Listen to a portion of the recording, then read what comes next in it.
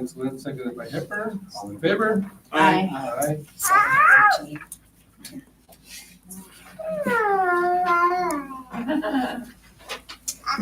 Student expulsion hearing 21, 25, 26. Action for consideration of violation education code 48900A1, 48900K, 48900.7, and in addition, 48915B1 states due to the nature of the violation, other means of correction are not feasible and have repeatedly failed to bring about proper conduct to expel student and suspend the expulsion order with conditions. I move. Second by Hepburn, seconded by Vince Lynn. All in favor? Aye. Aye.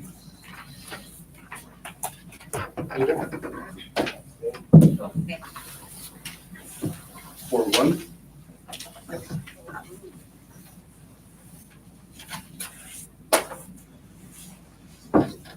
Recording of this meeting is being made and shall be kept for 30 days as public record.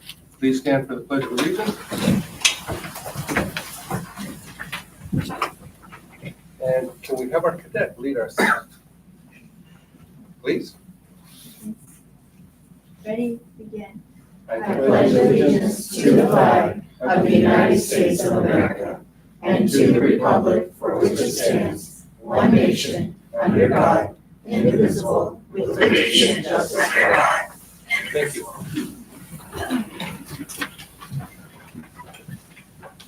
Nothing like getting put on the spot, huh? No, I already did that a while ago. Okay. Roll call. I am here. Robert Vincelette is here. Sandy Hepburn is here. Adrian Rendon is here. Justin Wright is here. And Miss Finch is absent. They're playing soccer today? Losing some. Motion to approve the agenda. So moved. Second. Motion by Vincelette, seconded by Wright. All in favor? Aye. Okay, can we jump ahead and do the, which number is it? Item A. Item A. Item A. We're gonna jump ahead to item A, and we'll be back to the other, so we can have our people that are in the Zoom. Ms. Gaines, did you do that? Yes. So it's Christy, Margaret Leone, and Justin. Yes. Christy, are you going to introduce, or Marguerite, should I allow you just to go ahead and start us off this evening? I think you'll go ahead and just start us off, Marguerite. Okay, yeah, I'm happy to do that. Good evening to members of the Board of Trustees and to the Superintendent. We're here tonight for the second public hearing on the district's project of establishing trustee areas for the election of the trustees sitting on the school board, commencing with the November 2026 elections. The code requires us to have 2 public hearings prior to the drawing of any lines. The purpose of the public hearings are to inform the public about the process and allow the public to bring input on what on considerations for the eventual drawing of lines. Because this is the second of 2 initial public hearings, what the board will hear tonight is somewhat repetitive. However, it's for the benefit of the public, and all public comment is welcome, even from those who may have attended the first meeting. Tonight, we have with us from National Demographics Corporation, its Vice President, Justin Levitt, whom I have known for many, many years, is an excellent demographer, sensitive listener, and a good line drawer, and he is going to present information for this evening's second public hearing. With that, I will turn it over to Dr. Levitt. Thank you for that introduction, and thank you, President and members of the board. It is a pleasure to be here today to present on the districting process. Now, I'm going to go through a very similar presentation to last time. For anybody who wasn't here last time, this might be your first introduction. And so to really start at the beginning, what the board is looking at doing is switching its method of election from an at-large system in which all voters in the district elect all members to the board to a by-district or by-trustee area system where only the residents of a particular trustee area elect a representative to the board, and the representative must live within the trustee area. If this sounds a bit familiar, it's the same system we use to elect members to Congress, the state legislature, the county board of supervisors, and a lot of other local governments. The reason the district is doing this is because of a 2001 law, the California Voting Rights Act. The California Voting Rights Act was really written to make it easier to really force jurisdictions into changing the method of election from at-large to by-trustee area elections. In particular, it makes it easier to simply, for a potential plaintiff, to simply say that there is racially polarized voting in a jurisdiction, and the remedy prescribed in the California Voting Rights Act is to transition to a by-district or by-trustee area system.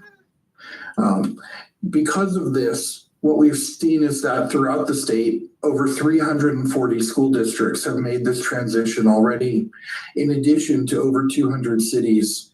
And we're coming up on over 100 special districts, including water, healthcare, sanitation, and all sorts of other districts besides that.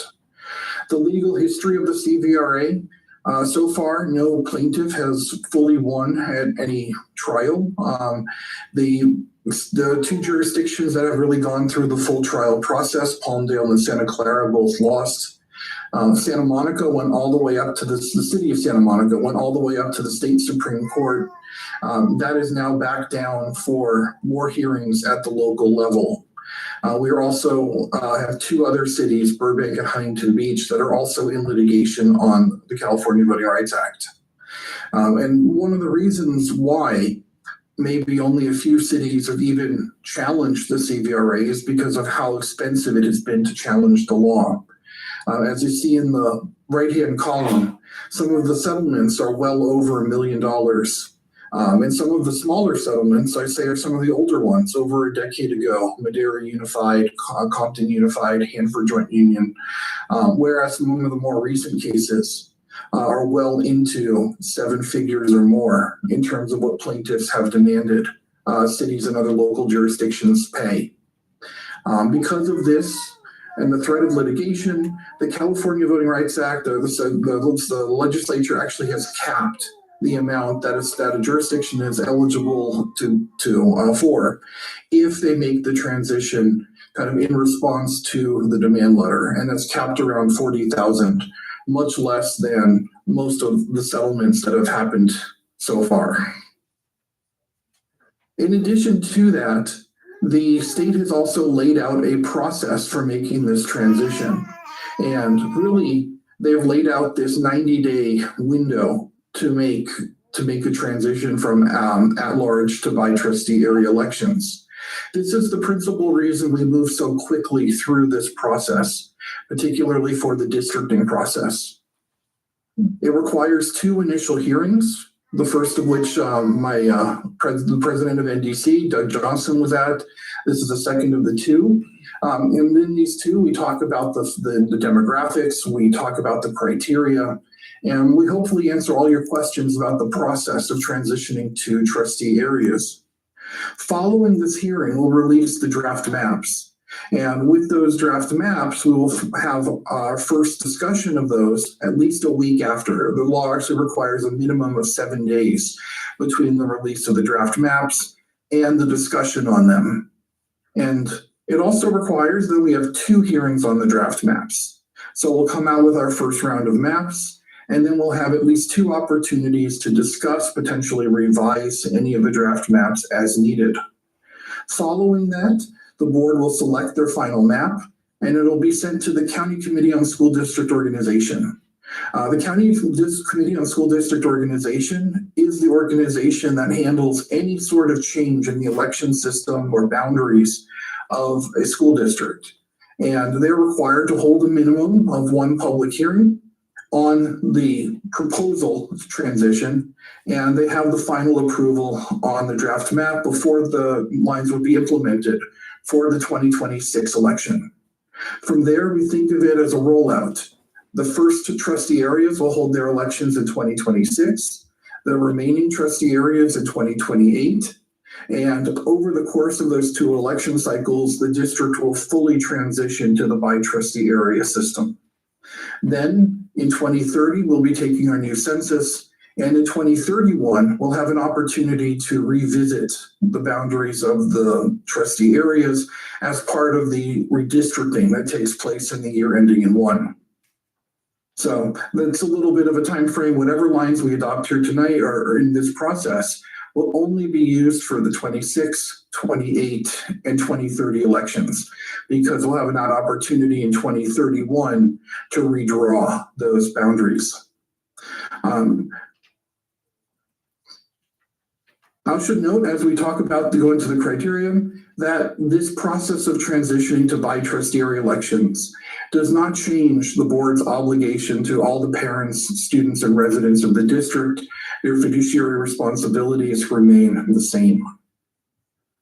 Now, in terms of how we draw the lines, the state actually lays out quite a number of rules and principles that we have to follow in terms of drawing districts or trustee areas. On the left-hand column are our federal laws. These requirements come from the Supreme Court and other federal law. First and foremost is equal population. Trustee areas have to have more or less the same number of total residents.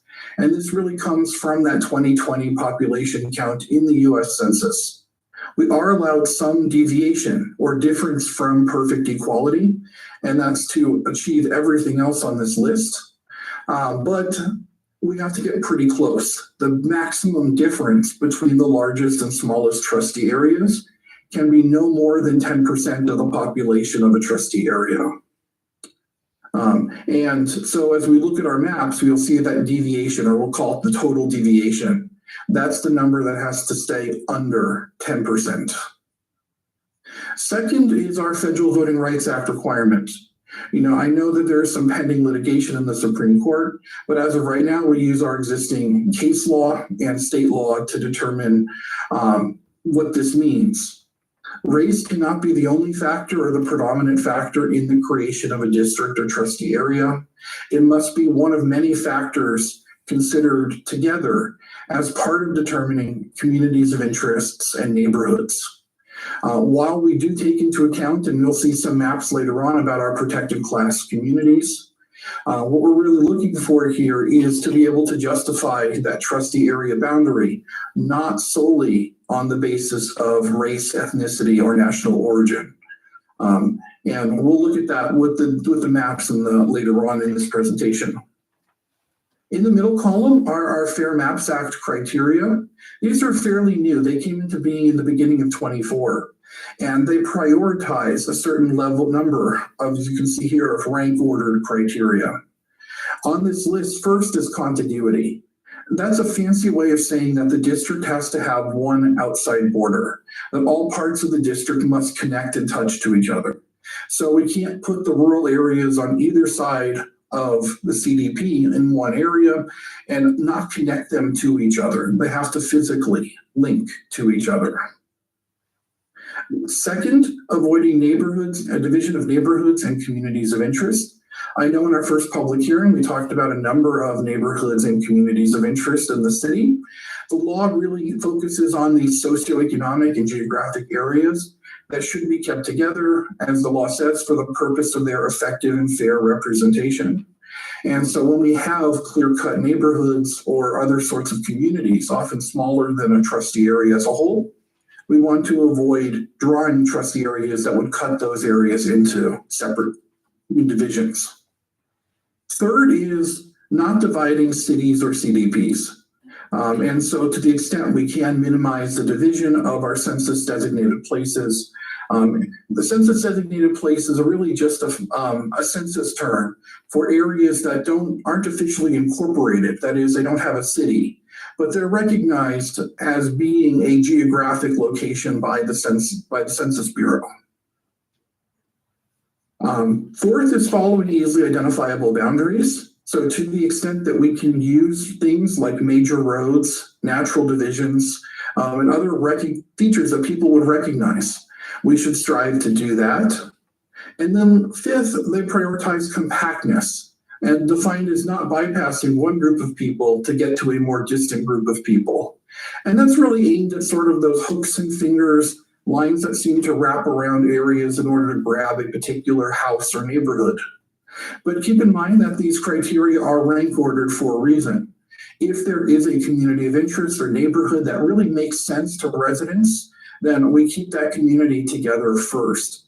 And that can really come into play in a lot of rural communities because we use whole census blocks. And sometimes those blocks can be oddly shaped throughout the country, even urban areas, but especially in many rural areas. Finally, the Fair Maps Act also prohibits the use of partisan data, incumbency, or information about potential political candidates in the process. And to that extent, we don't show that information on the spreadsheets that we use and the demographics that we use, and we don't consider incumbency as part of the factors for drawing maps. And then finally, we have this box, other traditional districting principles. It's important to recognize that courts have said this list isn't necessarily everything that can be taken into consideration. However, we need to take into consideration everything from the federal and state Fair Maps Act requirements first. So think of factors like local considerations as a final test between two equally good maps under the Fair Maps Act. So for example, last night I was in a city where they were looking at two maps that were actually identical except for one zero population block. And the zero population block was where future housing development is going to be built over the next 10 years. And so as that final bit of consideration, they put it to underpopulate a particular district and overpopulate another one, making sure that those residents, future residents, if they come to the city by the time the lines are redrawn, would be in the more underpopulated of the two areas. They could do that because everything else, the two maps were identical. So turning now to the numbers themselves, the census counted 22,101 residents in Southern Kern Unified School District.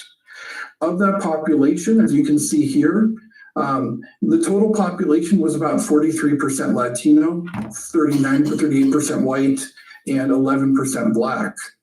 As you can see, the citizen voting age population, or the population over 18 with U.S. citizenship, the courts sometimes use this, they call it the eligible voter count. It's very similar actually to our total population. The Latino percentage drops a touch from 43 to 40. The non-Hispanic white population increases a bit from 38 to 44, but our Black population stays at 11%. And our Asian population also stays at right about 5%. And so what we do, some cities have some very big differences between total and citizen population, but in this case, we're looking at numbers that are relatively similar to each other. This number, 22,101, also gives us our ideal population. Each of the 5 trustee areas must contain about 4,420 residents. That's 22,100, dividing it by 5.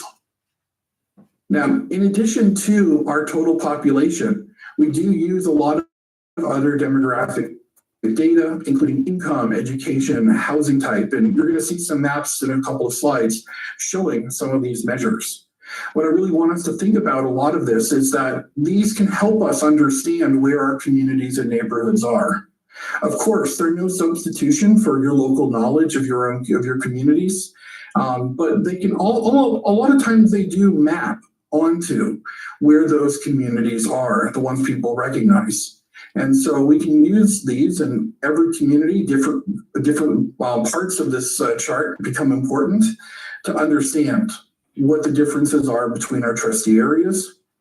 Each of our maps will contain a spreadsheet that has information not just on race and ethnicity, but on a lot of these other socioeconomic factors to help us better understand the communities and neighborhoods and the way the trustee areas incorporate different communities throughout the district. Looking at the map, we do see some concentrations of our Latino and African American populations. First, looking at our Latino population, the areas that are in the pinks and yellows, kind of the brighter colors, the pink areas are over 75% Latino. The yellow areas are over 65% Latino. Now, just as a note, the census uses geographic blocks. And so many of these blocks are very large, but only have relatively few residents in them. For example, near the top end of the map, you see a very large pink block right along Mojave Tropico Road. And that block only contains 4 residents, even though it's much larger than many of the blocks to the south of it. And so what we look for is not just where we see those pink and yellow areas, but where we see a concentration of them, where we see a lot of them in the same neighborhood. And what the map really shows is that kind of in the northeastern part of Rosamond itself, particularly north of Rosamond Boulevard and east of the freeway or the fronted, the Sierra Highway, that's where we really see our biggest concentration of Latino residents. In addition, there's a smaller concentration that's toward the west end of the city around 60th Street. We also see that although there are no concentrations, as we can see here, of Asian Americans, we do see that there is a slight concentration of African Americans in the district as well, particularly south of Rosamond Street, east of the freeway. So we saw that Latino concentration north of the freeway or north of Rosamond Boulevard. We see an African American neighborhood south of Rosamond Boulevard. And that big yellow block, which is about 70% African American, that big yellow block only has 38 people. But the smaller blocks adjacent to it have several hundred each. Now, as I mentioned, we did look at some of our other socioeconomic demographics, and we can see that there are some differences throughout Rosamond. For example, if you look at the percent multifamily housing or the percent renters on the bottom row, we see that there is a section of the city that has a higher number of apartments, multifamily housing, and a higher proportion of renters. We can also see that there are measures where we don't see a lot of difference. Spanish spoken at home, for example, seems to be fairly flat throughout the whole city. There's a little bit of variation, about 25 to 30% in some areas, but not a whole lot of different shades of color here. On the other hand, the percentage of households with a child at home, we see that there are some areas in that bright pink. That means 75% of those households in that area in pink have children at home. And other areas under 25% of households, under 35% of households have children at home. So we do see some differences between neighborhoods in some of these socioeconomic measures. Now, we also are we're looking at the satellite view, and we can see here some of the major facilities, including schools, Rosamond High and Rosamond Elementary, we've highlighted here, along with Tropico and West Park schools. In addition, we also use this top-down view to look at things like where our mobile home communities and other facilities are throughout, particularly when there are questions about the census data, and sometimes there are simply because of the method the census uses. We always look at the satellite to understand where people are living. And especially in those very big blocks, if we're trying to figure out which district or trustee area to put that big block in, we want to see where the home is. We want to see where the address is. And that's something that we will be using as we kind of look toward drawing maps. Lastly, we know there were some questions last time about population density. And I just wanted to give you an overview that really highlights the area in white has 0 population, and the very light color has a very low population density. The areas kind of in the darker blues, the darker shades, have much higher population densities, ranging to 1 block in the very highest group, north of Rosamond Highway and 15th Avenue. What we can really see here are some of the developments, particularly in Rosamond itself, that really highlight as being areas where we see more defined, at least developments that maybe have a single builder or single age or era of development. And we see how that varies across the district. And this really brings us right to the central questions about neighborhoods. To go back to a line I used earlier, those numbers only tell a part of the story. So the more we can understand from you and the community about where your neighborhoods and geographic boundaries are, the better lines we can draw. And so as part of our first 2 hearings, we always ask the questions: where do you consider your communities of interest? Where do you consider your neighborhoods? And examples of this could include things like the area around a park and a school, the areas near other neighborhood landmarks. And as we turn toward communities of interest, areas with shared problems or issues, shared need for a single representative to handle a particular community or area. And that really brings us to that question of where should we put the line to draw that area for the purpose of the most effective and fair representation that we can in the different maps. Now, just to give you a preview, when we come back with our maps next time, we're going to take all the feedback into consideration and come back with more than one map. Because I think one thing that I've learned doing districting for over 2 decades now is that people will disagree on where the communities of interest are. And part of our discussion at the 3rd and 4th public hearings will be which communities really fit this criteria the best, which ones really need to be kept together. And part of that is this community discussion, looking at different ways people draw or conceive of the lines. And just as a reminder, these are about issues, these are about socio and economic characteristics, not about the politics or relationship with political candidates. And so with that, our topics for our first discussion really focus on understanding our neighborhoods and boundaries. But of course, we're happy to answer any questions about the process and procedure, the criteria, or anything else you want to know about the districting process. Thank you for your time. Thank you. I will hear a motion to recess for open.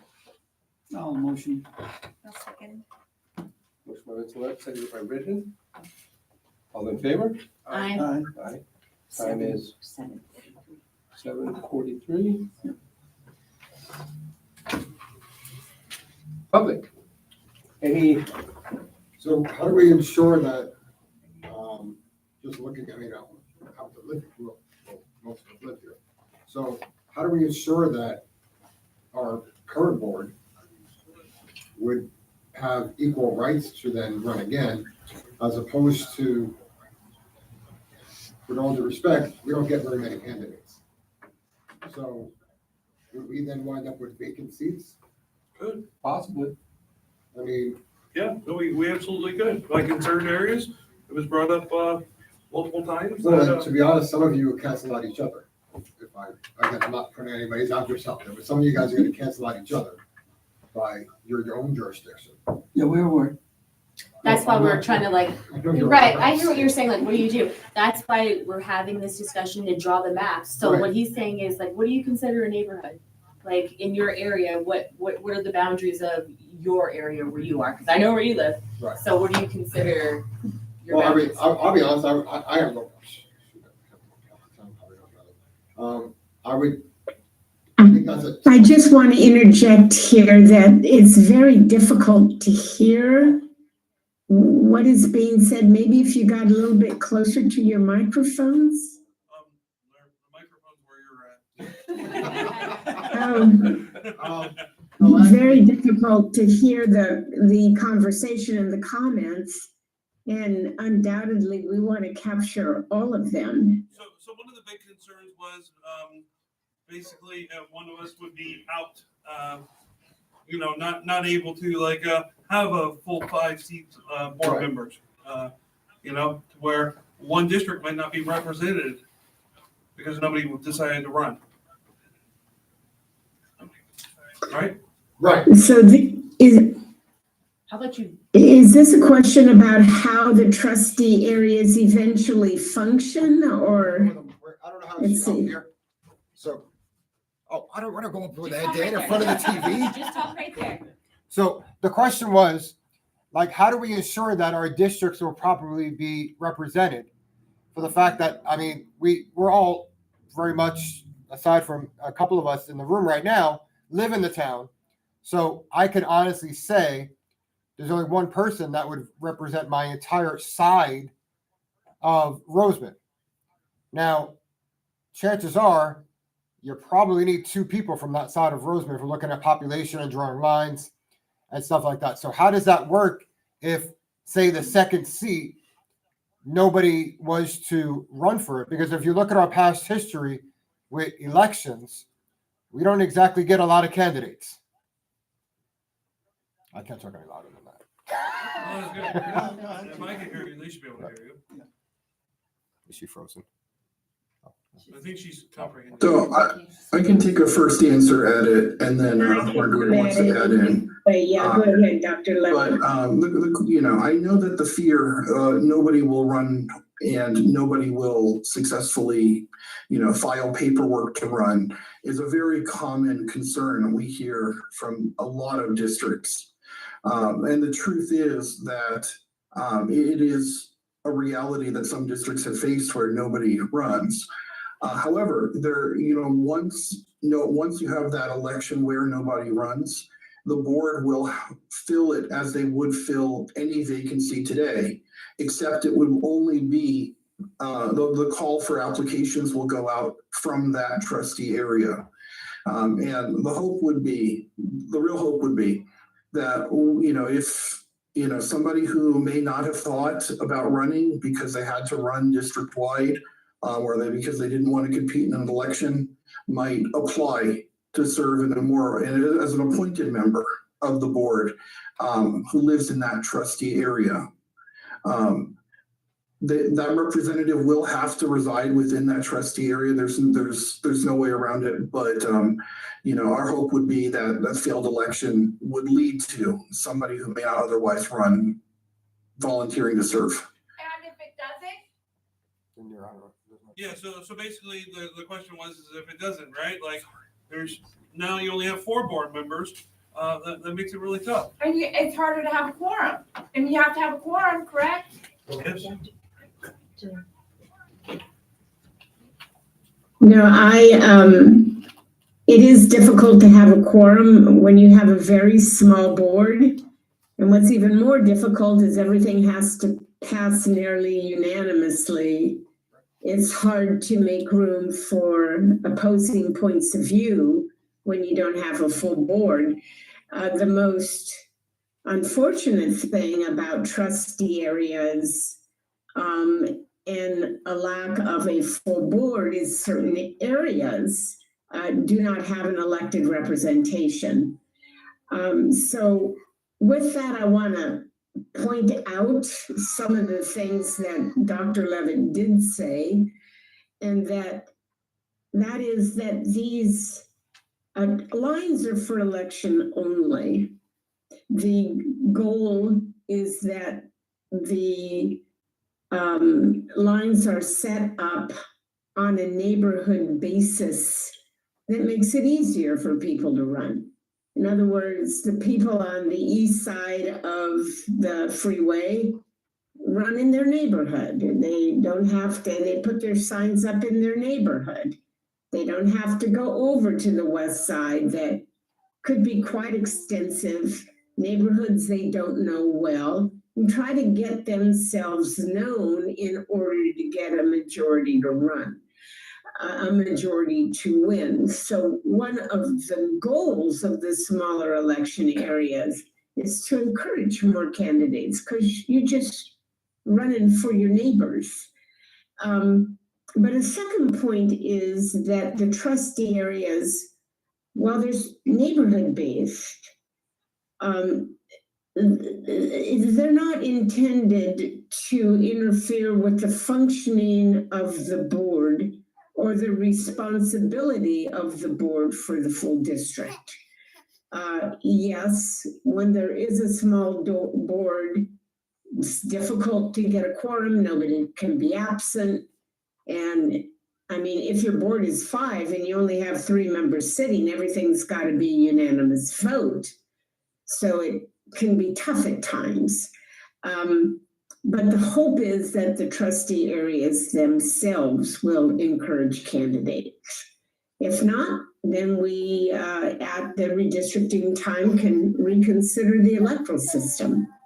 You're not locked in.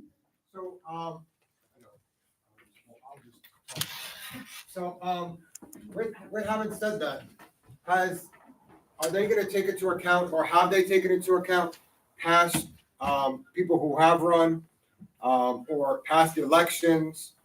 So I'm speaking of, in reference to, I mean, if we look at our board, and, I was just looking it up right now, I believe Mr. Vincelette is the only representative over the last, I want to say 10 years, that has been represented for the east side. I mean, so nobody else has even tried to run. So, I mean, are we taking that into account? I understand that it's the redistricting and we're drawing the lines and stuff like that, but are we looking at historical trends as well? Because at the same time, as the Roseman Schools president for the teachers, we're also putting our children's education and voting like you just stated. If it's not unanimous, we're talking about contracts, we're talking about construction. I mean, you already know all this, but we're talking about a lot of things that are going to affect our children's education. I'm not trying to be political here, but I really don't care about our Senate and our stuff like that. What we're here for right now is these are for our students. This is for our children. And if we have a vacant seat, or if we're, having to have, multiple meetings to get things approved because our, God forbid something happens to a board member or something like that. I mean, I just don't know if this is being taken into account, especially when we look at the historical trends of Roseman. So I'm just curious if we do that as well. Let me say how much I appreciate these comments. We did look at historical election patterns. One of the very big concerns with undertaking this process was the characteristics of the area and the transient nature of a number of the populace because of the association with the military and the difficulty of recruiting and maintaining board members. Unfortunately, these were not considerations that were taken into account by the people who sent you a letter alleging that the electoral system violated California law. So what we are trying to do here is to, in an economical way, bring the board into compliance or under the umbrella of the law. I'm not saying there was any violation here, but the alternative to doing the district process is to test that in litigation. And as Dr. Levitt demonstrated, litigation is extremely expensive, even for a very small area. And so while this is going to be a big change for the district, and all of these problems are salient, the other half of that, the other side of that yin and yang, is the cost of defending litigation. And there are people prepared to sue if this is not accomplished. I have some clarifying questions and maybe a question on top of that. He said in his presentation that the election, that it goes to the public in 2026, but then the trustees are voted in 2026. How does that work when the election is in November? Or did I misunderstand that? No, you understood completely and fully. In 2026, I can't recall right now, but I believe there will be 2 trustees up for election. So there will be 2 open seats. At the end of this process, the trustees, you will vote on what districts or what trustee areas are up for election in which year. 2 of the trustee areas will be on the ballot in 26. I guess it's 3. And those 2 I think it's trustee 3. areas will elect a trustee from within the area. That election doesn't affect anybody else.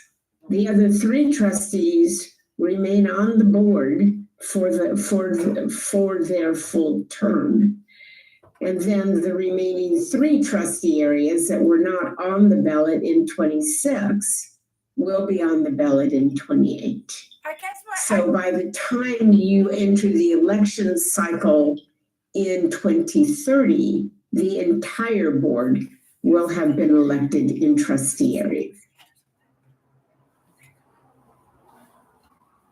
Okay, so there will be 3 up for re-election in 26 and 2 in. Okay, I made a mistake there. Yeah. I made a mistake there, That's but okay. the principle applies. 3 trustee areas will be on the ballot. You will decide which 3. The other 2 trustees remain on the board for their full term. I understand that, but does the map has to go in front of the people on a vote, or is it done by the trustees? It's done by that. It is done by the trustees. So you guys pick it. Well, have they to come vote up with on that. recommendations based on the.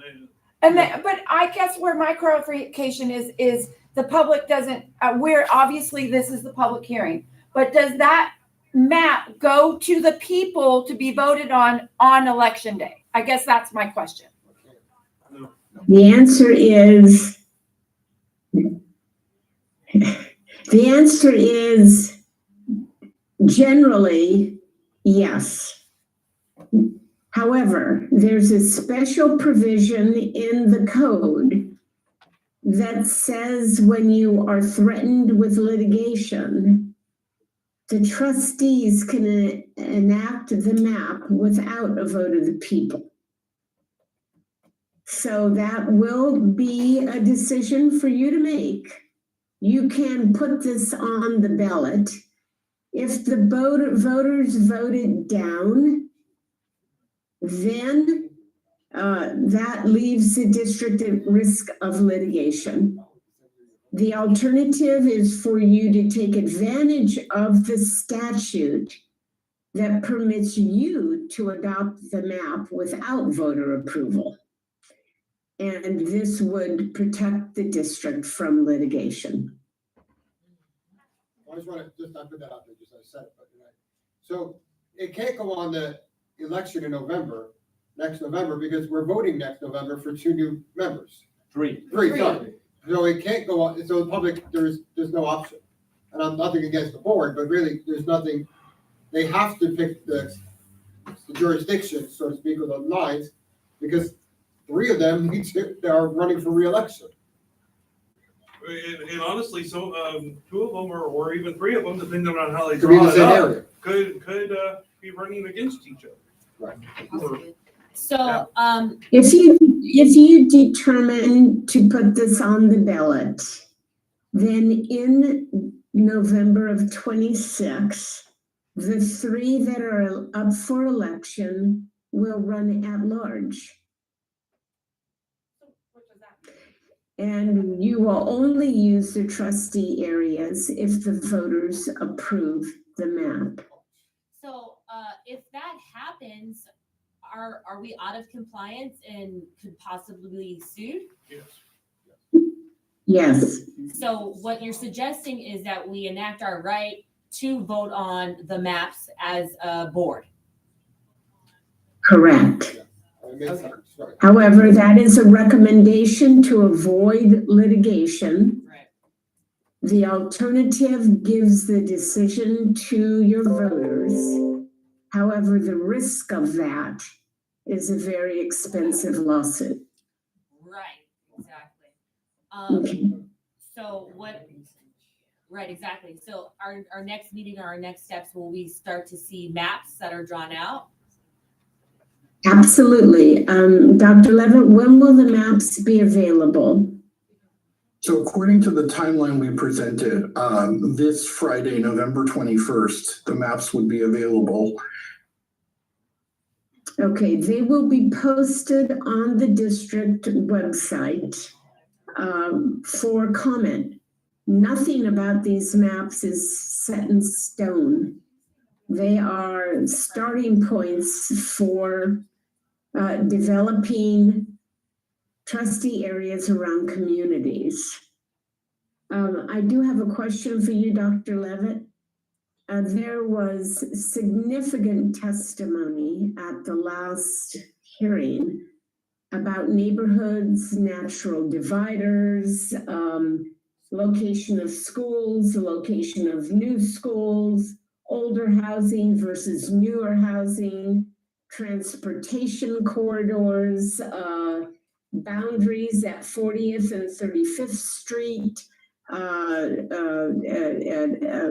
more Latino areas, etc. Will all of that be taken into consideration in the design of maps? So yes, all of the public testimony that we've received, including all of Dr. Johnson's notes from our last meeting, will be taken into consideration in the preparation of the maps. All right. So that doesn't need to be repeated here. All of that will carry over. Yes. So I have a question then. So everything that's being discussed here at this meeting, you have 2 days to add to the maps that you're going to provide us with on the 21st.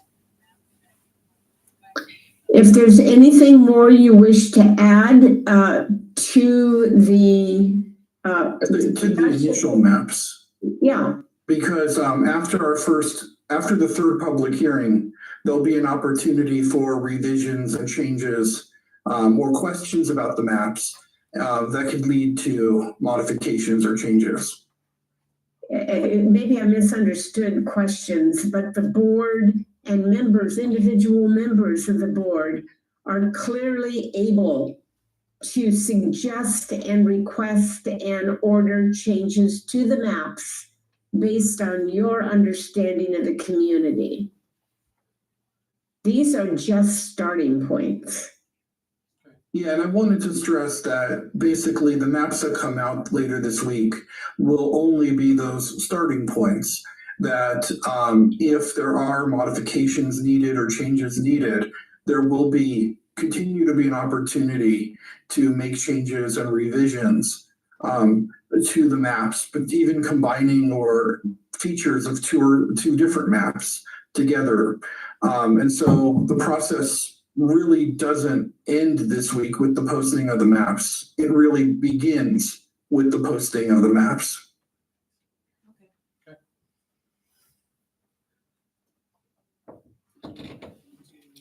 Anyone else have anything? In that case, we will close the public hearing section and go back to our regular meeting. Second. I moved. Pepper moved, right second? Yep. All in favor? Thank you. Thank you. We'll see you soon. Thank you so much, all of you. Thank you. Bye-bye. Thank you.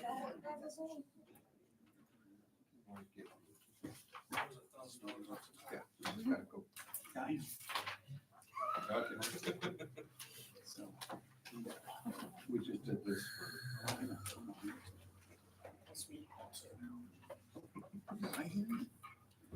Okay. RTA report.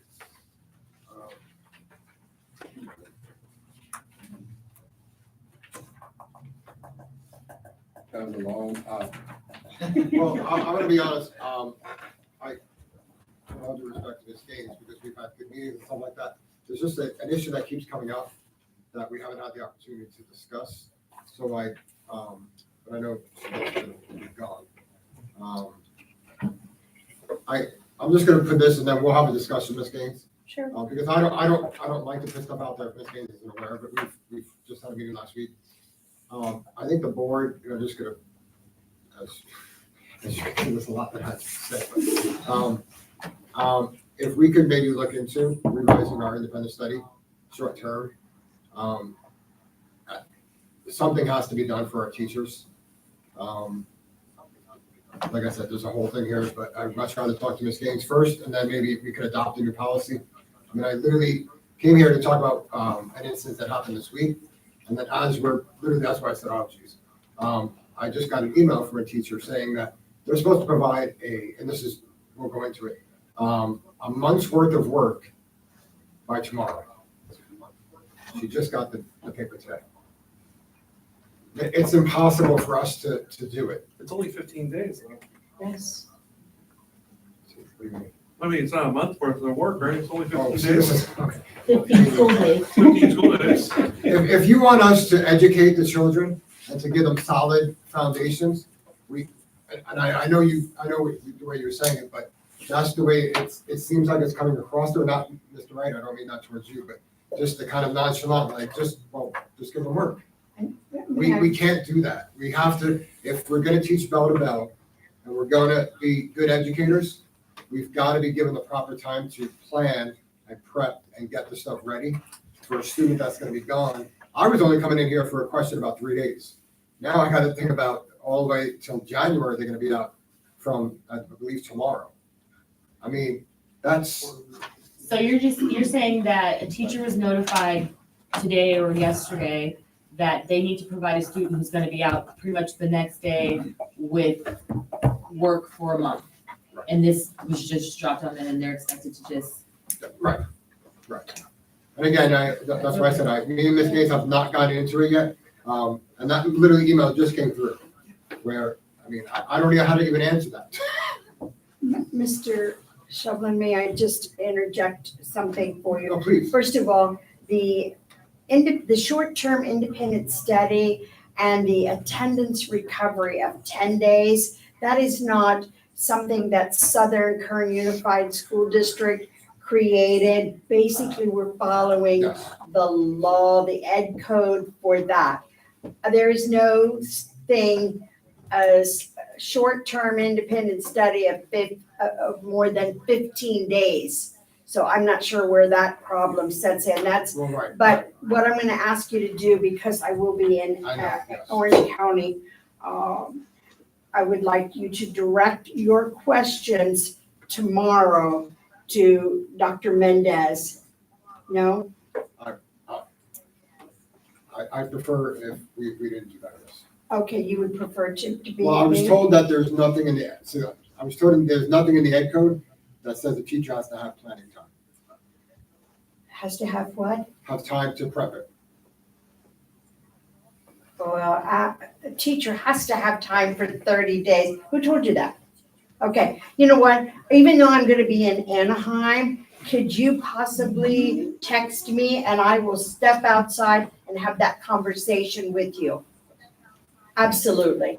we can't expect our teachers to whip up 30 days and deal with the 30 kids in the classroom with no time to do that. That's ridiculous. And the short term is only for 15 days or less for the school year, for the entire school. That's what I was just saying. Yes.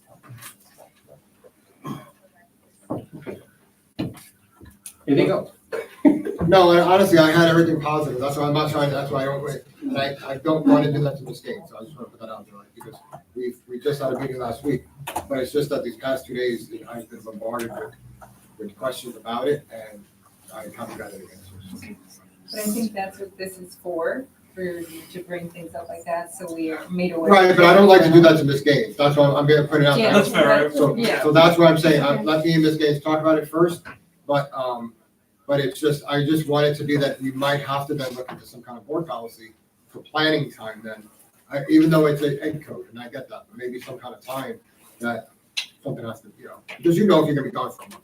In a perfect world, Mr. Shovlin, I hear you. I want you to know that I hear you. In a perfect world, Yes. parent or guardian who they would know in advance if they're taking their child out of school, like you would think, especially for 15 days, that they could come to the site administrator and say, is it possible for me to put my child on a short-term independent study, as we will be traveling, or we have a death or whatever it is in the family.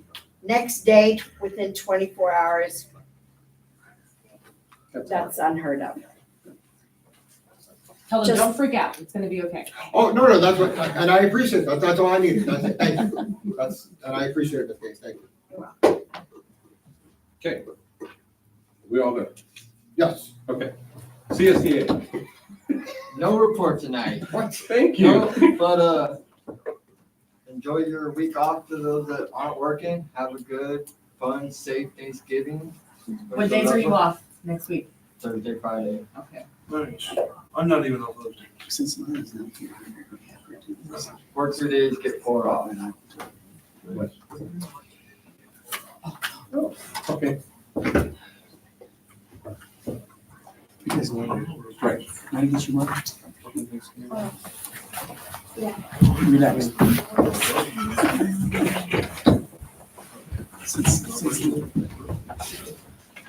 She was our referee. Yeah. So I had this made for her because she was the first one.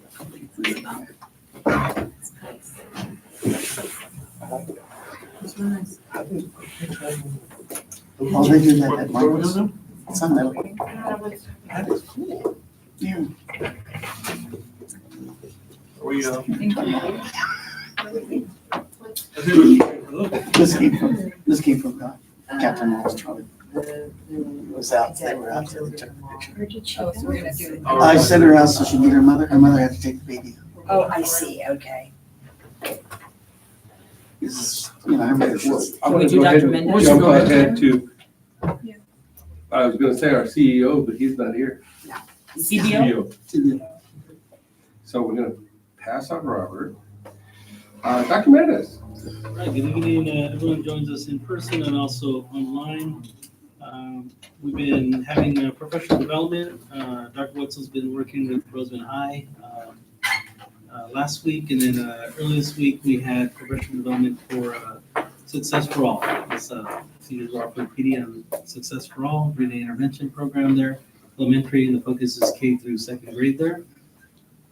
Tomorrow, we'll, myself as well as Dr. Tolliver and teachers from West Park Elementary and also from Roseman Elementary School, Tropico and Roseman High will be at a day 2 math adoption network series at KCSOS. That's where we'll be collaborating, getting more information for our piloting next semester, narrowing down the curricular options, and then providing a recommendation, making a presentation, and then providing a recommendation as we get further in the year for the upcoming new math adoption for 26 and 27 school year. So that's something we'll be working on tomorrow. Okay, Thank you.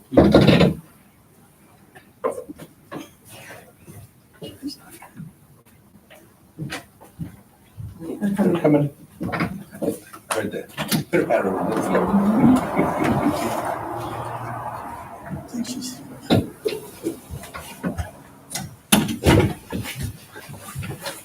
Okay, we get to do this for Liam, we appropriately Liam, thanks for being here tonight.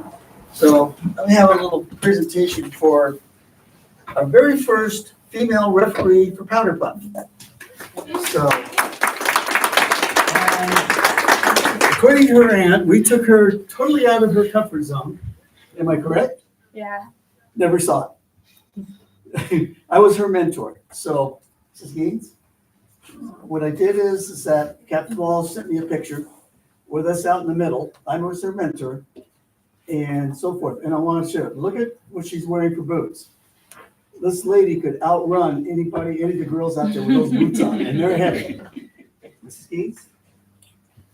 I want to present this to you, and thank you so much, Vice President Vinsela. This is a great picture, and I would not want to be a referee out there. I'm sure I would miss a lot of calls I should be making, but congratulations and thank you. You did have a good mentor. I'm sure you would agree with that. So this is a great souvenir for you. Congratulations. Thank you. And by the way, I did mess her up during the game. Normally, I gave her a finger whistle because it's easier for her. But she was wearing it on the right hand and she needed to do a lot with her right. I always use mine on the left and I messed up. I should have got it that, but when I realized it, I went, no, I'm not gonna play with this because now I'm gonna really make her more nervous than she was. But you could not tell she was nervous. Not one bit out there. And I'm hoping she comes back and does it again next year. Thank you.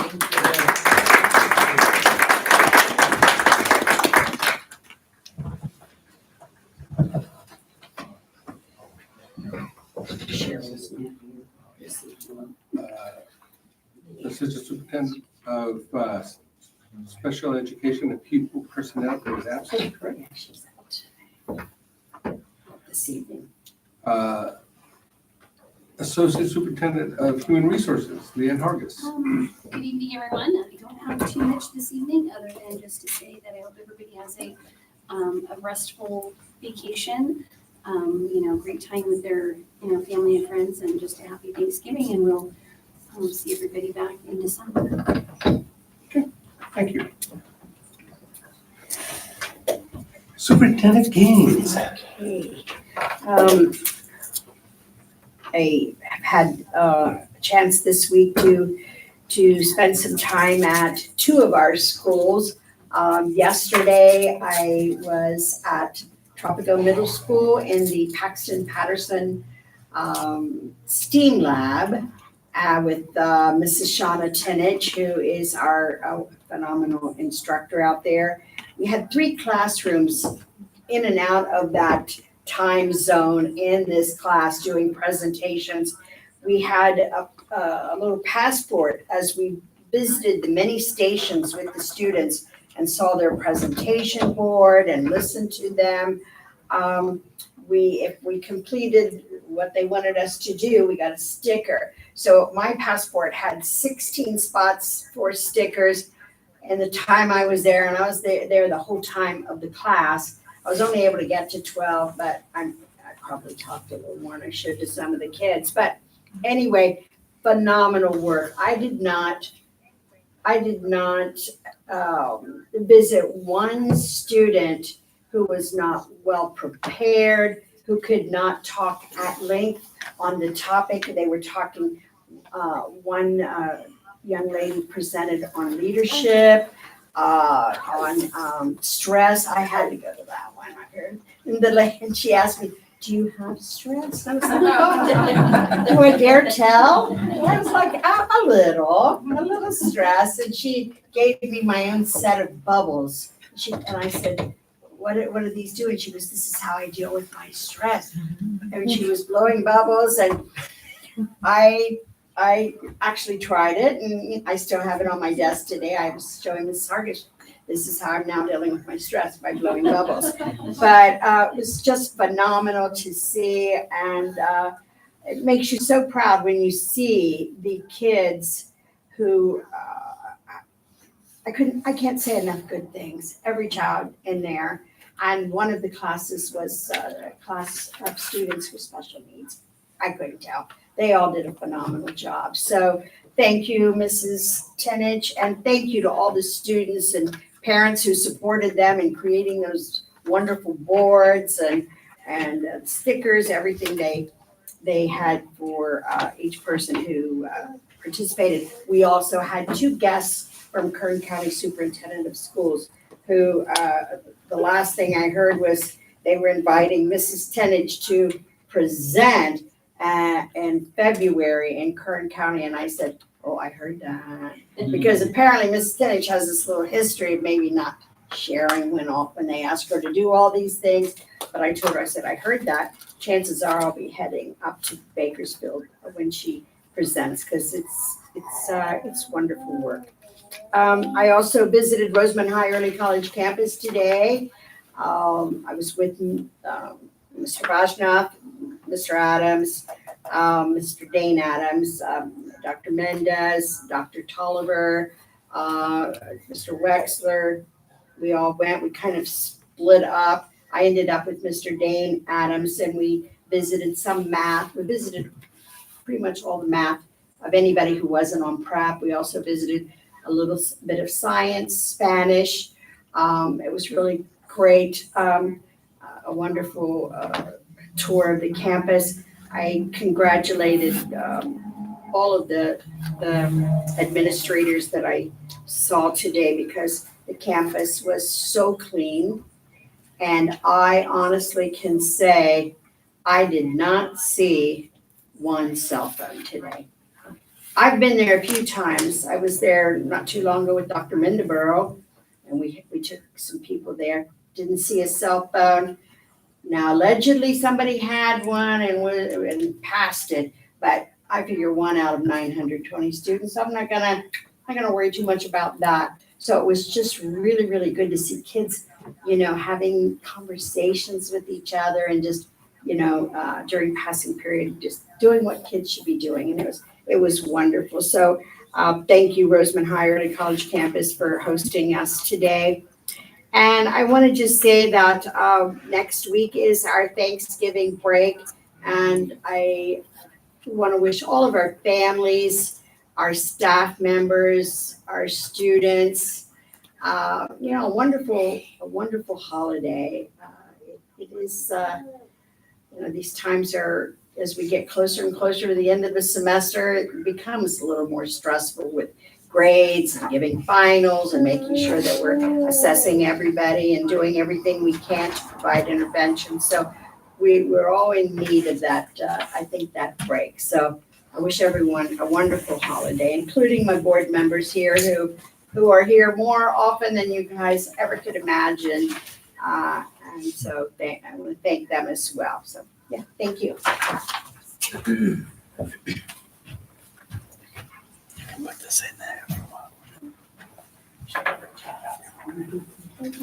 Board member communication.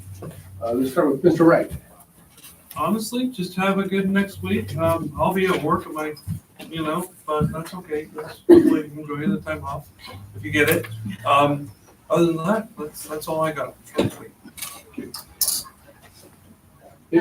Thank you all for joining us, and those of you watching, which I hope is a lot.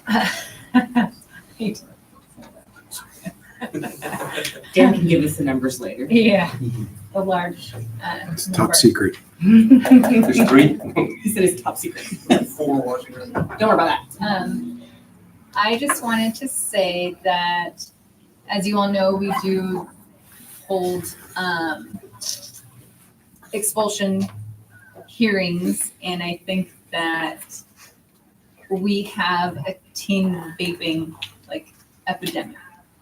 I think it's really a big issue, and I think over the course of the Thanksgiving break, maybe talk to your kids about the dangers of vaping, trying not to fit in with people that just, I don't really know, like, how to say. It's bad. We deal with a lot of it. It's unfortunate. You're hurting yourself if you are knowingly hiding it in places that we are not able to search. Eventually, you're hurting yourself in the long run. We may not catch you, but it's eventually going to catch up to you. We need to think about our actions. I just kind of want to put something out there. Aside from that, I hope everyone enjoys their Thanksgiving break. That's it.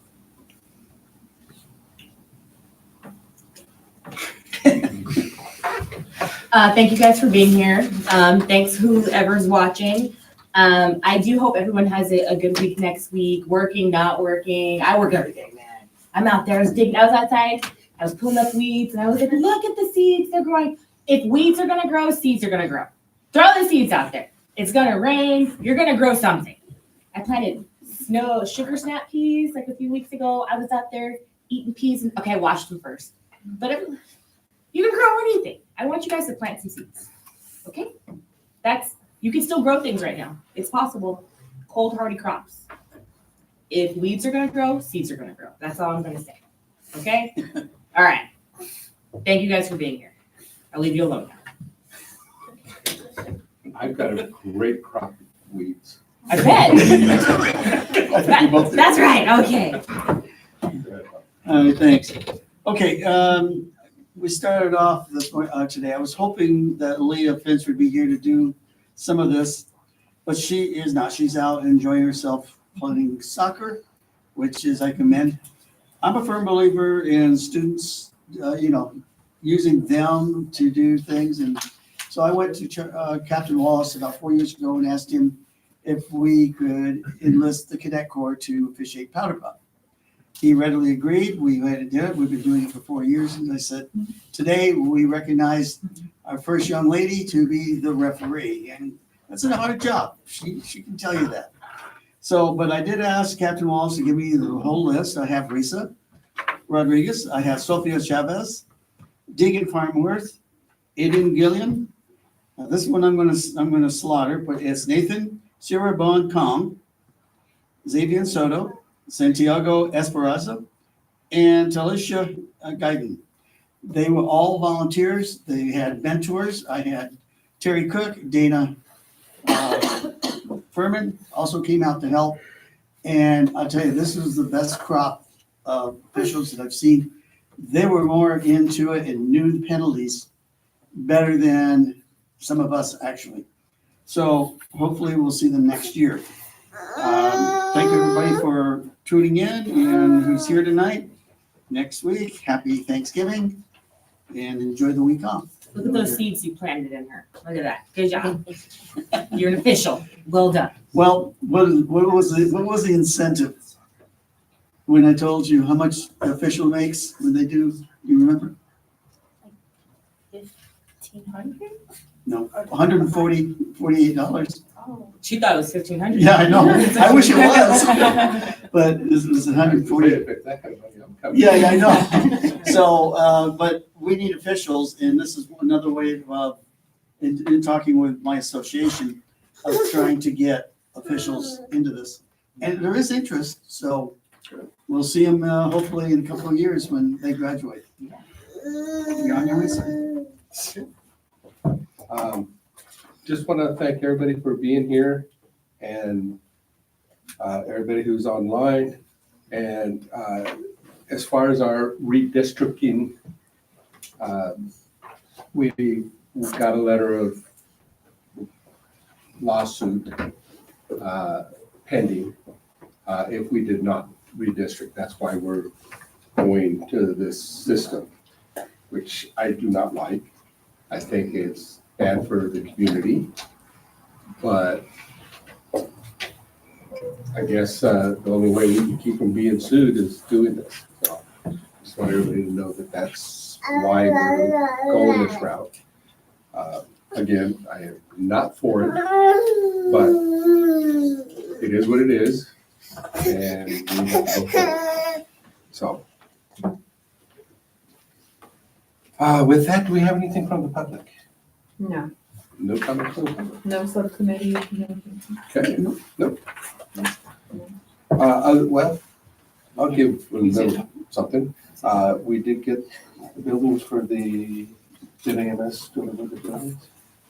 I'm not sure if they did. I or did not see them in Tropical this morning, so, Matter of fact, I don't think I did either. okay, so never mind. Consent items A through K will exclude I. Yes, thank you. Motion? Second. Motion by Ms. Led, seconded by Wright. All in favor? I, Aye.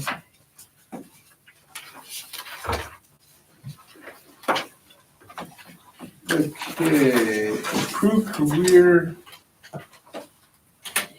technical education grant application for seven, is it seven? Seven cycle, funding cycle. Mr. Tenich. Thank you, Board, Superintendent Gaines, and distinguished guests. My name is Mike Tinich. I am the new CTE coordinator here for the district. I oversee the 14 pathways at the high school and one pathway at the middle school. Just touch it. There you go. One of my roles is to both administer and write grants for the district in terms of CTE funding. So I was asked by Superintendent Gaines to write the Career Technical Education Facilities Program grant for the new CTE facility that we are building at Rosamond High Early College campus. With this, we had to break the grant up into the different industry sectors that are going to be in the new facility. All right, so those include agricultural and natural resources industry sectors, so that's the ag pathways, manufacturing and product development, which is our composite program, public services industry sector, which is our public safety pathway with the Cadet Corps, health sciences and medical technologies, this is biotechnology and patient care services. And then we have one room, which is going to be a combination of two different industry sectors because the same instructor teaches both of them. And we had to choose one or the other according to the state. So we went with the arts, media, and entertainment sector, which is our video production pathway. And that was chosen because they checked more of the boxes for the grant than the information technology pathway did. So a couple things about the grant. The narrative had to be under 10 pages, which has been a challenge. It can include, well, it includes the construction costs for all of the new construction for that particular industry sector. So when I'm looking at the agricultural and natural resources industry sector, that's one classroom. There's a barn that goes with it, the furnishings for that particular area, and also any new equipment that we are looking at purchasing for those pathways. Okay. Any equipment and furnishings does have to have a lifespan of at least 10 years. So that excludes things like computers. They do that specifically to try to keep school districts from applying for new computers every year and using up this money. So this money comes from Proposition 2 from the California legislature. They have $300 million available for this year, and it's broken up into 3 categories. So there is urban, suburban, and rural schools. So right now they are guaranteeing the top 3 of each one of those categories. And then the money they have left over, they will then go to the fourth position in each one of those categories, and so on until they use up all $300 million. So the important part about that is we are competing with schools our size. We are not competing with LAUSD. All right, we are just competing with other rural schools as we go through this grant process. So two of the pieces for this grant require approvals. So the first one we accomplished last week when we met for our first meeting with the new CTE District Advisory Committee as part of Education Code 8070. So we implemented that. We had a good turnout. We're going to continue to grow that. So we have all the pathways represented in that committee. But we went through a much longer version of this presentation last week.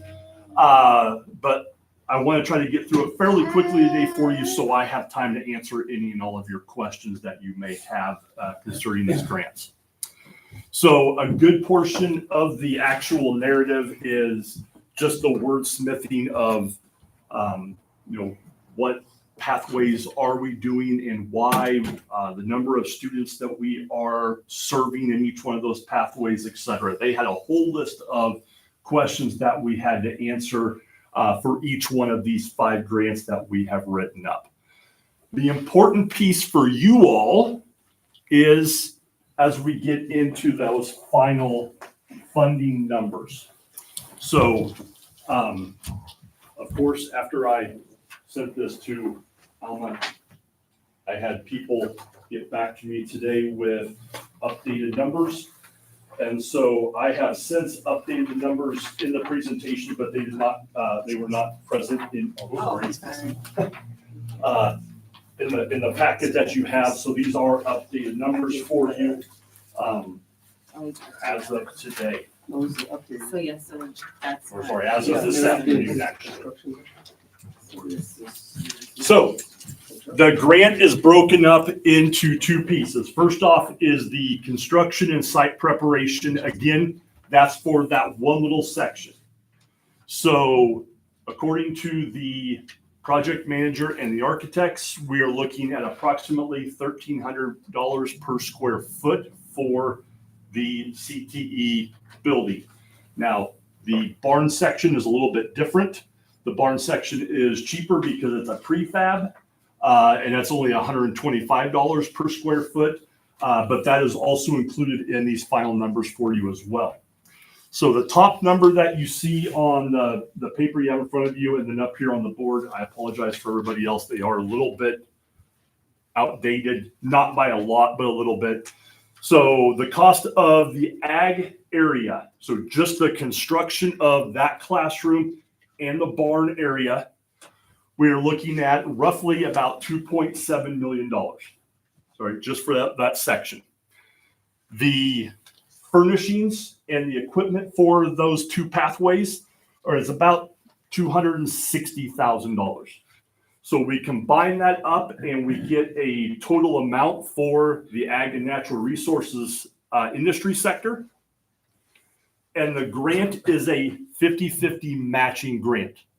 So we can apply for half of the amount that it costs to build and equip that area, with the district covering the other half, which we already have been approved with the bond issue that passed last November, Measure H.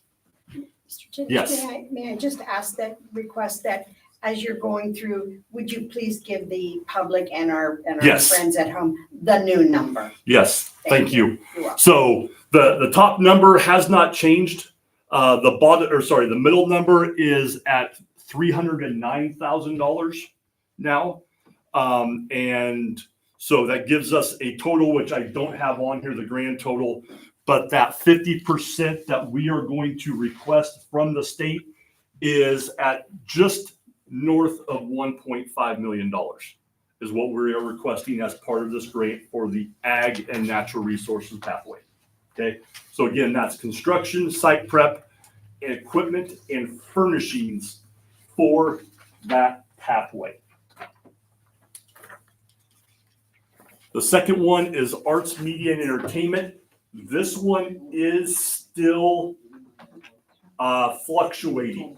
I have a meeting scheduled for Wednesday with a company that specializes in putting together video studios and control rooms, and they're going to be meeting with myself and one of our advisors for the video production. He's the expert. I am not the expert, so I definitely get help in all of this. So with that, we are looking right now at the total amount up here at the top of, that should not change. Yes, so about $2.4 million for the construction of this space.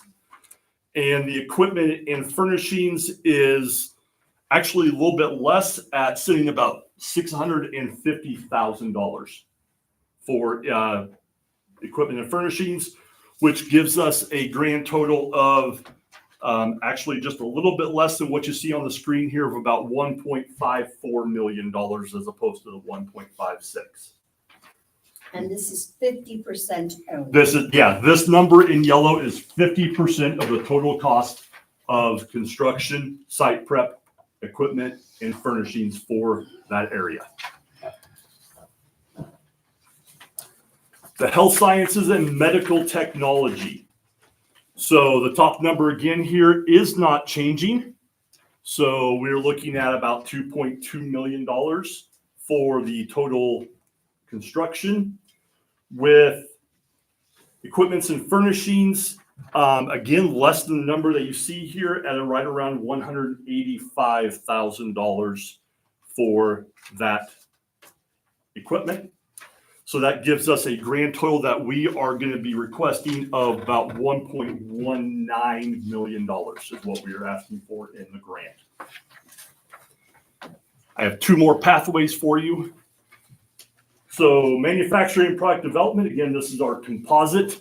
This is the largest suite in the new building, just because for the industry, there are certain things that you need to have in order to train these students correctly, so that way they can go right out and get jobs in the industry. So it's about double the size. So we're looking at right around $4.8 million, $4.8 to $4.9 million for construction. They have a good portion of their equipment already, because a lot of it was purchased in the last couple of years. So we are looking at a little bit higher than what you see here, right around $214,000 for equipment and furnishing. And then again, if we grand total that and then come down to a 50%, we are right at about $2.5 million that we are going to be requesting from the state for manufacturing and product development. Finally, public services. We have one of our public safety students sitting right here with us. So again, the construction is about $2.2 million. That top number is not changing. The second number is, again, a little bit less than what you're seeing on the screen right here, of $412,000, which gives us a final grand total. We will be asking for, again, the 50% of about $1.31 million, what we're requesting from the state. All right, so again, this is all be requested as part of the grant. The one thing I do want to make, especially our board members, aware of is this middle section right here. So we are requesting this amount for furniture and equipment, but we are not tied to this number. For the grant, we had to put everything in there, and we had to put values. Obviously, numbers are going to go up and down over the next couple of years before we actually build and equip this. But if for some reason we are not successful, because this is a highly competitive grant, if we are not successful, let's say in the public service sector here, we are not tied to this $440,000. We can go in and go, okay, we don't want to take this, but we do want to get this, and we do have the ability to choose. But we're looking at making this truly a regional hub where students and teachers can come in to get professional development in all of these industry sectors. We're looking at the possibility of even having our students performing professional development and trainings for other students from around the area. So teaching them the skills plus gaining the skills for ourselves and our students, because we're trying to find ways to get students the experiences that they need. We do have the issue with getting students to and from like clinical rotations or industry for job shadowing and internships. So as a turnaround to that, we're looking at bringing people to us to do the training with the students right here where they don't need to be the ones to travel. We can bring the professionals to them to try to get them the training that they need to be college and career ready. So that is my presentation, and I open it up to any questions that you have. Good job. Thank you. I just want to give a shout out, Mr. Tenage, to the Dr. Jennifer Sallet from Allen Valley Community College, who volunteered to chair our committee. She didn't have to do that, and she was very, very excited to do that for Southern Current. So I just want busy lady, but I really appreciated her taking on that new responsibility. Yeah, and she's been very open, and that's one thing that we found out about Education Code 8070 with this district advisory committee. It cannot be a district employee who is the chairperson. It has to be somebody from the community, somebody from industry, running the meetings. So I will be doing most of the legwork for these meetings, but they will be giving me the input. I'll be doing all the paperwork, getting everything distributed correctly, because that's my job. But she is the one who is going to be the one who signs everything for us. And I did leave a copy of the packet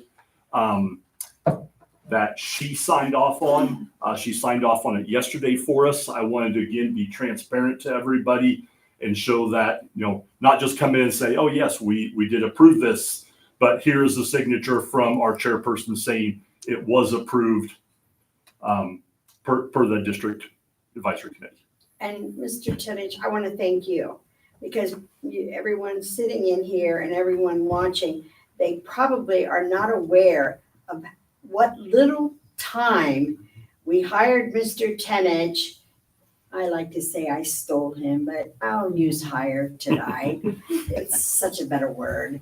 From NASA, and he came in and he literally hit the ground running, because this grant, as he mentioned, very highly competitive. We have some areas we've discussed that we think we're very strong. We have a few areas where we're probably going to be a little weak in scoring that number that is the mandate. What is it, 100 something? We have to score, so thank you for that. So just to kind of give you a little timeline, the grant is due December 1st. Thank you. They will then be scoring, they being the California Department of Education, will be scoring this on a rubric. And they break it up by sections. So there's a committee or a group of people who will review each one of the sections. And out of 147 points, 105 points will advance you to the next level, which means that we will then have to resubmit another application to OPS, Office of Public Safety. I'm still learning the acronyms in California, I apologize. So it goes to them in June, and then they will evaluate it, and then they will make their recommendations to the state in December of 2026. Wow. At which point in time, it's the state government. So when they accept or reject is always, a question mark. But at that point in time, and then we have 12 months we can either, if the facility is done and it's a reimbursement, then great, it happens right away. But we also have 12 months to be able to defer the money if for some reason the the construction is delayed or something like that, we do have that ability to delay it for 12 months. The other side to that is anything that we may not be successful in this year. So let's say again, public services would be one that we didn't get this year. This is one of our stronger ones. I will definitely say that. But if we were not to get this one, we can reapply next year. So new construction is classified as anything that was built after 2006. Thank you. Thank you, Mr. Tennant. I appreciate everything that you are doing to make this grant a possibility for us. Okay, I need a motion to accept the application. Motion. Second. Right. And then Vince left. All in favor? Aye. Aye. RTA Sunshine Proposal with Southern Kern Unified School District dated November 5th, 2025 for the 2025 and 2026. Do we need to recess the meeting for a public hearing? Yes. Second. Who moved? I did. Hepburn and Wright. All in favor? Minus 850. Oh my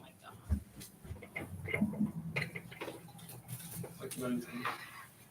Does anybody have any questions about the sunshine?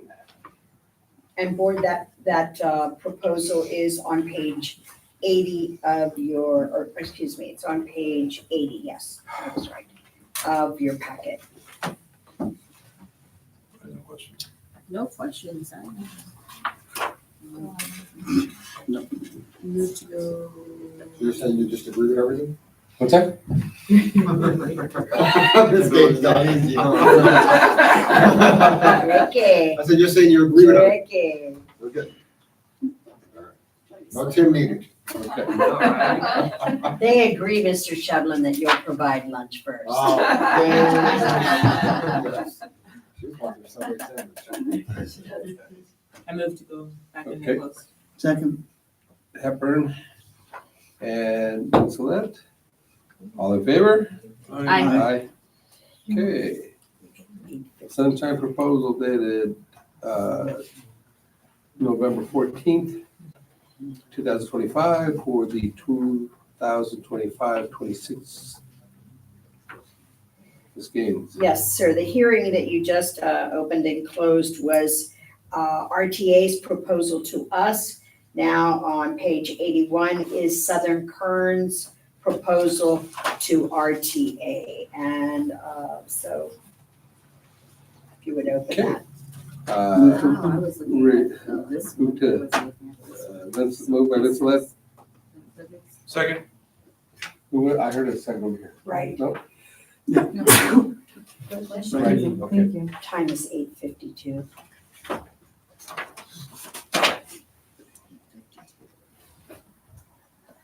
All right. I hear it. We're good. Bye-bye, yeah. Well, I don't know. I don't know if you want to agree with Ms. Gaines' proposal. I'm just saying. We're actually not agreeing to anything. We're just doing the information. We're not agreeing to anything right now. Did you have, Nice try. did you have any questions? No?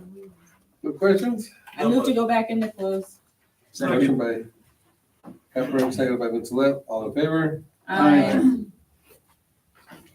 8:52. Two.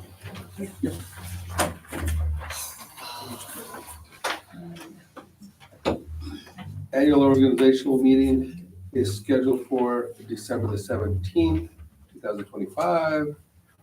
Education Code 35143. Board approved October 16th, 2024. Yes, you approve this, Yeah, we, always say, like a year ahead. Okay, Yes. it confused me. No, I'm not trying to. Has to go on here. That's just information. just information. It Okay. gets me in trouble the other day. Okay, approve changes in the contract with Medallion Construction for the Tropical Middle School landscaping project, drainage and parking lot update project. Mr. Irving is not here. I have a little tidbit of information if you would like to hear it. For A, the TMS landscape, as you can see, the amount is 1,958. They believe the time and material for irrigation exploration for the West Planter, district approved for work to commence on time and material not to exceed $2,000 on August 11th of 2025. And if anybody had any questions on that, it's actually, we had to run new water lines over to the oleanders along the fence. Because They could have ate 2,000. the architect decided not to include that. 50 million. Yeah. I mean, they could have ate 2,000. I'll make a motion to We're approve. $42 under budget, don't say I'll second. Mr. Wright. Right, and Pepper. Pepper. All in favor? Aye. Aye. Approve change order with, in construction with Medallion Contracting, Inc. for construction of pre-K, TK classrooms at West Park Elementary School. Alternative scope of project for a change order of $14,337.62. Yes, sir. And this change order has two parts. So the first one is PCO 2, which is for the amount of $10,132. It's a landscape demolition and irrigation modifications previously not approved by SKUSD board on 11/5 of 2025. After subsequent meeting, determined that this cost to be reimbursed by Llewellyn and Moody, who are our architects. I'll make a motion to approve. I have a question. So the additional $4,337.62, where's that coming from? I'll when I get there. Oh, well, he was already motioning. so- Okay, I'm sorry. I'm sorry. Part two. Right, Part second. 2, thank you, Ms. Shepherd, you're right. PCO 4 in the amount of $4,205.15. Additional frame and grate for building foundation. Additional vent and grate added for room 701 to ensure proper airflow underneath the building. This PCO will be coming from Southern Current. Go ahead, Justin. Motion. Second. Okay, motion by Wright, seconded by 100%, but, you know. Hepburn. Right and Vincent. All in favor? Aye. Okay. Approve change order in contract with Medallion Construction or Contracting, Inc. For construction of pre-K, TK classrooms at West Park Elementary School. Project totaling $4,797. Is that a different one? Looks It's a like it. different one. Yeah, Okay. this is for the water valves, Yes. For the what? though, to have each building isolated, because Llewellyn and Moody decided to Right. not take the recommendations of HPLE. Well, I don't even need to read it apparently. You got it down. This was a request, a board primarily from Raleigh Davis, because what happens if there's only one valve and then if it's only like one building and there's only one valve, but there's only problem in one building, all 5 buildings would then have to be shut down. So this enables them to go right to the problem, the source, and shut that particular building down if necessary. That makes So, sense. yeah, this is $4,797.54. I move to accept. Second. Moved by Hepburn, seconded by Ms. Lynn. All in favor? Aye. Aye. Okay. Approve change order in contract with American Modular Systems for additional 5 pre-K, TK classrooms at West Park Elementary School, totaling $7,975. Okay, This change order is so that AMS will use Saturdays for building installation with the crane, because we did not want the crane dropping buildings when we're in school.